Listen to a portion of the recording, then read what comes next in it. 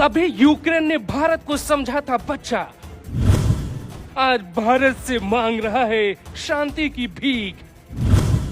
अटल के अपमान का मोदी ने ले लिया बहुत बड़ा बदला। ये बात सालों पुरानी नहीं है, बस 24 साल पुरानी है। तब भारत के हालात भी परमाणु हथियार के मामले में यूक्रेन की तरह ही थे। जैसे आज यूक्रेन के पास परमाणु बम नहीं है, वैसे तब भारत के पास नहीं थी। तो दुनिया भारत को आंख दिखा देती। यूक्रेन तब भारत को अमेरिका के इशारे पे डराने की कोशिश करता था। आज यही डरा हुआ यूक्रेन भारत से मदद के लिए गिड़गिड़ा रहा है। यूक्रेन के आकाओं को लगता है कि आज भारत मदद न करे तो बर्बाद हो जाएगा पूरा मुल्क। कहानी ज्यादा पुरानी नहीं है, करीब 2 दशक पहले ही भारत ने जब साल 1998 में परमाणु परीक्षण किया तो उसकी गूंज पूरी दुनिया में सुनाई दी। भारत के पास परमाणु हथियार नहीं थे जिससे दुनिया भारत को हल्के में लेती थी। 1998 में भारत के प्रधानमंत्री अटल बिहारी वाजपेयी थे जिन्होंने दुनिया को जवाब देने के लिए एक ऑपरेशन तैयार किया। इसका नाम रखा ऑपरेशन शक्ति। भारत को छुपकर ऑपरेशन के लिए सालों तक काम करना पड़ा। अमेरिका की सैटेलाइट भारत की निगरानी करती थी, लेकिन अटल बिहारी वाजपेयी ने पूर्व राष्ट्रपति एपीजे अब्दुल कलाम की मदद से वो कर दिखाया जिसका अंदाजा महाशक्तियों को नहीं था। भारत ने गुपचुप तरीके से परमाणु परीक्षण किया। इस सफलता पे अमेरिका बौखला गया। अमेरिका का पालतू यूक्रेन तब उछल रहा था, भारत को आंख दिखा रहा था। तब उसने ऑपरेशन शक्ति के खिलाफ अमेरिका के कहने पर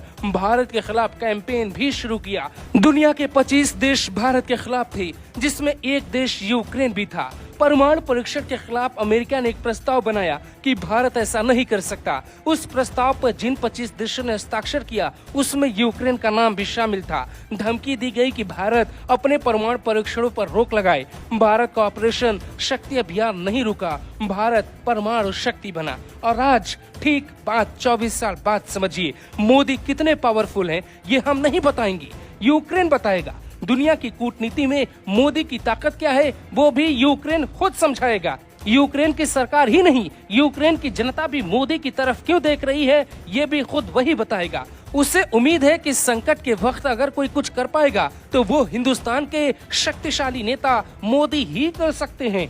जो भारत की तारीफ नहीं सुनना चाहते वो अभी इस रिपोर्ट को बीच में छोड़कर जा सकते हैं, क्योंकि यूक्रेन ने जो कहा उससे हर भारतीय का सीना गर्व से चौड़ा होगा। सुनिए यूक्रेन की एक एक बातें राजदूत ने क्या कह डाला।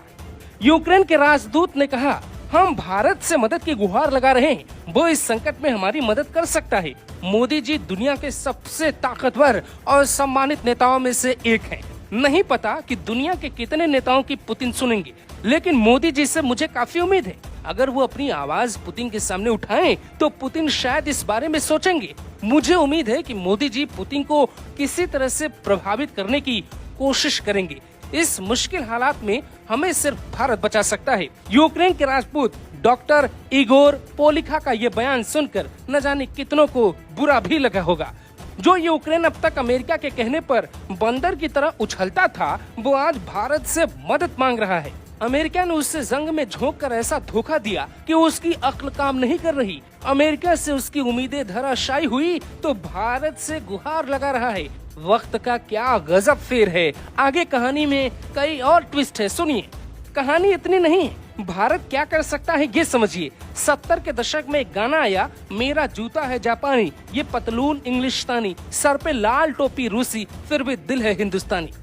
मतलब समझा देते हैं, रूस के साथ भारत का रिश्ता हमेशा अच्छा रहा। इसका ख्याल सिर्फ भारत सरकार ने ही नहीं रखा, बल्कि हमारी फिल्मों और हमारे संस्कार में भी रखा गया और रूस की टोपी सिर पे रखी गई। इसीलिए कहा जाता है जूता जापानी है लेकिन सिर पे लाल टोपी रूसी है।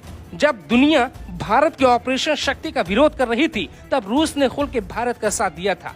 भारत के साथ रूस की इस दोस्ती का वास्ता देखकर ही यूक्रेन मोदी से मदद की उम्मीद लगाए बैठा है। जिस यूक्रेन ने अटल बिहारी वाजपेयी का अपमान किया था वो आज मोदी से मदद मांग रहा है। मोदी को फेंकू कहने वाले, कमजोर कहने वालों ने अगर ये रिपोर्ट आखिरी तक देख ली होगी तो ये भी कम हैरानी की बात नहीं।